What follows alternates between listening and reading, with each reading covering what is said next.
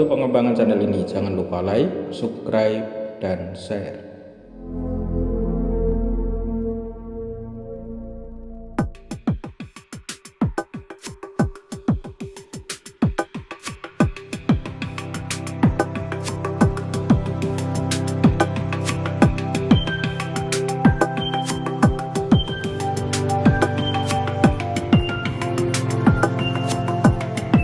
Assalamualaikum warahmatullahi wabarakatuh.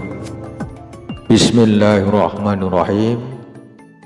Sahabat sekalian yang dimuliakan Allah, kali ini kita sudah memasuki episode ke-36 dari Tafsir Suluk Linglung. Kali ini kita akan membahas bait ke-22 sampai dengan bait ke-29 dari Pupuh Kinanti yang terdapat di dalam kitab Suluk Linglung. Semoga dapat menambah wawasan dan ilmu untuk menemukan hakikat diri. Bait-bait ini berisi tentang sumpah manusia di hadapan Allah saat berada di alam arwah. Bagaimana sumpah tersebut? Episode ini akan membahasnya untuk para pemirsa sekalian. Oleh karena itu, ikuti video ini sampai selesai agar tidak terlewatkan bagian-bagian penting dalam video ini. Konten dalam video ini adalah merupakan penafsiran dari kitab Suluk Linglung yang diambil dari berbagai sumber referensi dan tidak menutup kemungkinan ada perbedaan penafsiran dan pendapat dari para pemirsa sekalian. Oleh karena itu, sampaikan pendapat sahabat sekalian dalam kolom komentar yang tersedia di bagian bawah video ini. Namun sebelum kita lanjutkan, jangan lupa untuk like, subscribe, dan share untuk membantu pengembangan channel ini. Monggo kita mulai dari bait yang ke-22. Urip jroning johar iku, urip mati sajroning iya aning johar awal. Pagene salat sireki ya ana ing dalem donya purwane salat puniki. Artinya, jelasnya kehidupan yang telah digariskan sebelumnya pada saat johar itu telah memuat garis hidup dan mati kita. Segalanya telah ditentukan di dalam johar awal. Dari keterangan johar awal tadi tentu akan menimbulkan pertanyaan. Di antaranya, mengapa kamu wajib sholat? Di dalam dunia ini, penjelasannya demikian, asal mula diwajibkan menjalankan sholat itu. Sahabat sekalian, kata johar berasal dari bahasa Arab jauhar yang memiliki arti mutiara yang menggambarkan sifat keindahan dan sifat-sifat manusia, kemudian didefinisikan dari bentuk sifat jamal atau keindahan ilahi. Itulah yang akan menjadi substansi awal atau jauhar dari sifat-sifat kebaikan manusia. Sifat-sifat manusia sesungguhnya diturunkan dari Sang Rahman yang Maha Penyayang, karena hanya Dia pemilik segala keindahan. Inilah jauhar awal. Nabi Khidir berkata kepada Sunan Kalijogo, kalau sifat-sifat kebaikan manusia sudah ditentukan pada saat johar awal, mengapa kemudian kamu diwajibkan untuk sholat dalam kehidupan di dunia ini?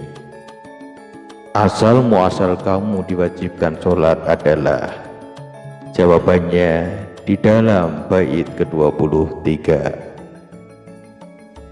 Den kawang-wang maring nekdu gaib aning sira iki, pagene yo ngadeg sira sidakep marwasa wening sedakep tunggal kahanan tunggal sabari polah negi. Artinya,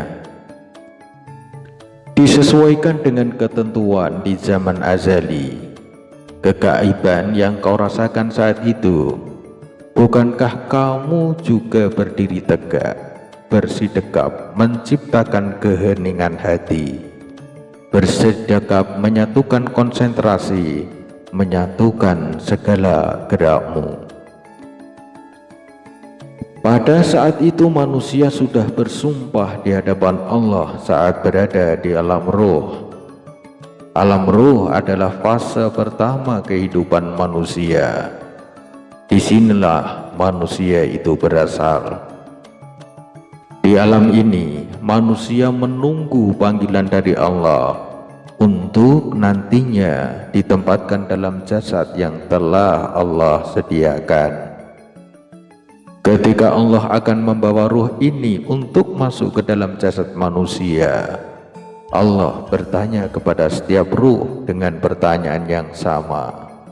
Alastu bi rabbikum? Apakah kalian bersaksi bahwa akulah Tuhan kalian? Qalu bala syahidna, ya Tuhanku, kami bersaksi bahwa Engkau adalah Tuhan kami.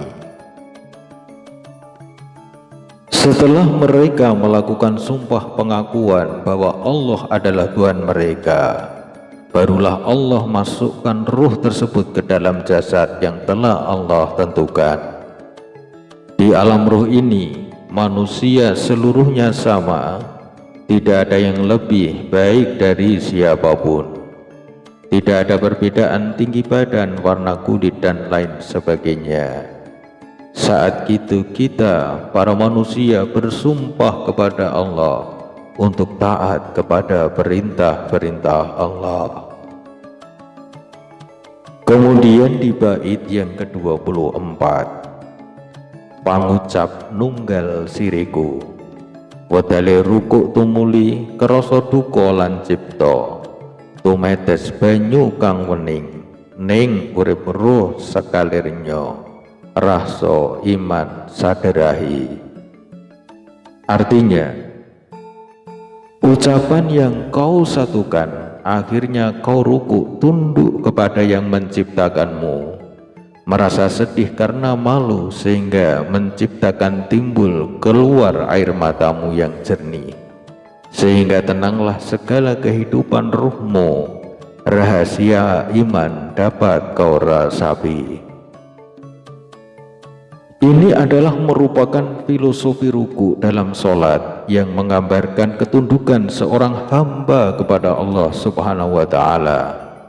Merasa malu kepada Allah saat ruku, betapa kita belum mampu mengerjakan setiap perintah Allah dengan benar, sementara Allah telah memberikan segala yang kita butuhkan tanpa kita harus memintanya. Allah telah memberikan segalanya tanpa kita harus memberikan imbalan kepadanya. Kita diberi sehat saat kita lupa memintanya. Allah memberikan kasih sayang saat orang-orang di sekitar kita membenci kita. Allah sangat peduli pada kita saat orang-orang di sekitar kita pada mencaci kita. Saat mengingat itu semua meneteslah air mata dalam indahnya ruku mengagungkan Allah. Nikmatnya tangisan di hadapan Allah yang akan menjadikan tenangnya ruh dan nikmatnya iman saat merasuk ke dalam tubuh. Kemudian bait yang ke-25, kang saderah ananipun pagene sujud ning bumi, paran dadi tuk wahunyo cahya ingkang sasmitaning, yaiku semune rupa semurupiku sejati. Artinya, setelah merasakan semua itu, mengapa harus sujud ke bumi? Pangkal mula dikerjakan sujud bermula adanya cahaya yang memberi pertanda pentingnya sujud. yaitu merasa berhadapan dengan wujud Allah biarpun tidak melihat wujud yang sesungguhnya, dan yakin bahwa Allah melihat segala wujud gerak kita. Sujud adalah saat di mana manusia merasa sangat dekat dengan Allah Subhanahu wa Ta'ala. Saat itu tidak ada yang lebih tinggi di hadapan Allah. Kita hinakan diri kita di hadapan Allah dengan menempelkan anggota tubuh yang paling terhormat di atas tanah. Rasakan saat itu kita sedang di hadapan Allah, dan apabila tidak dapat merasakan itu, maka sebenarnya Allah menyaksikanmu. Dan inilah yang disebut dengan ihsan, sebagaimana disebutkan dalam sebuah hadis, anta'budullaha ka'annaka tarahu fa illam takun tarahu fa innahu yarak. Hendaknya kamu beribadah pada Allah seakan-akan kamu melihatnya. Jika kamu tidak melihatnya, maka sesungguhnya Allah melihatmu.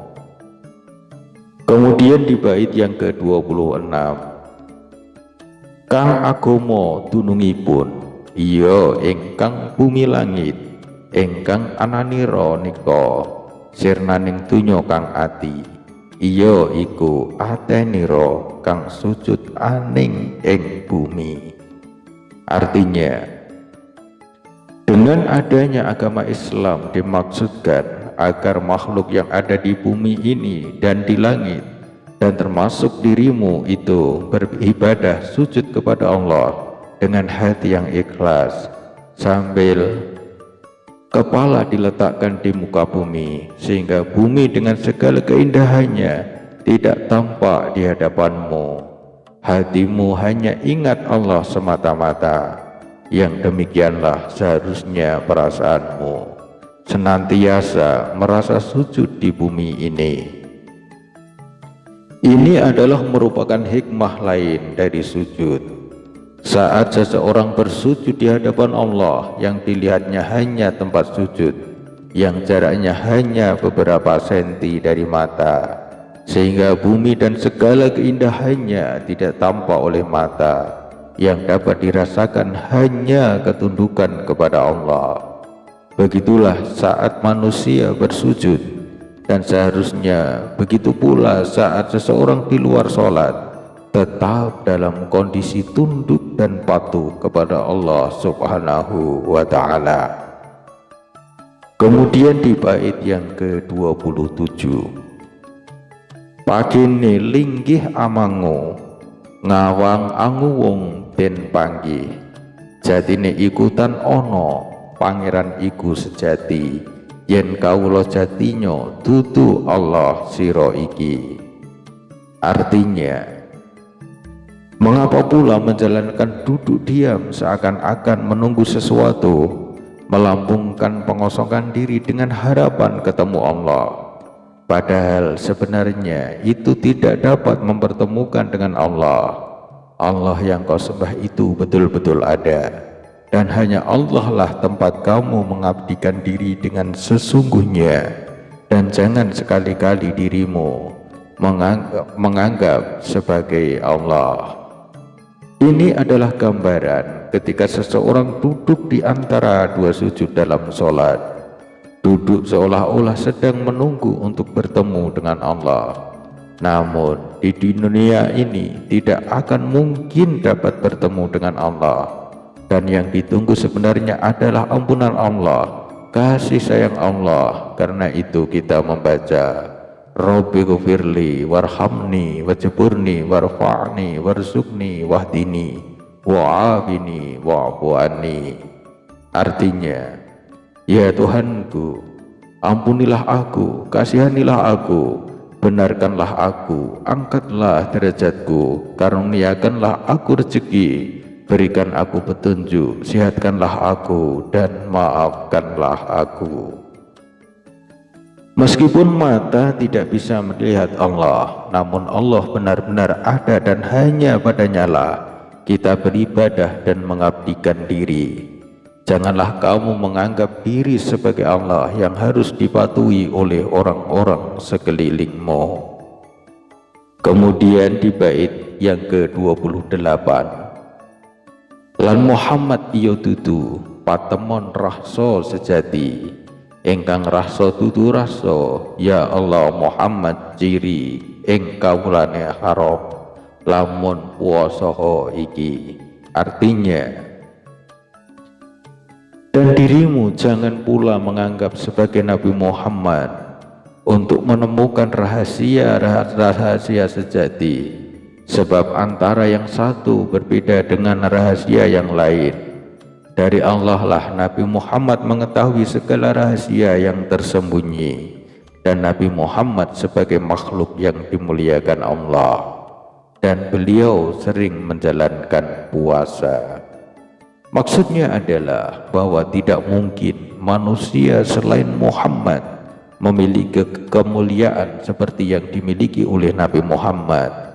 Allah telah mengkaruniakan berbagai macam rahasia yang tersembunyi kepada Rasulullah Muhammad SAW yang dimuliakan Allah. Sahabat sekalian, demikianlah pembahasan bait ke-22 sampai ke-29 dari Bubuh Kinandi. Semoga bermanfaat dan dapat membantu sahabat sekalian untuk menemukan hakikat diri. Wallahu a'lam. Kita akhiri. Wassalamualaikum warahmatullahi wabarakatuh.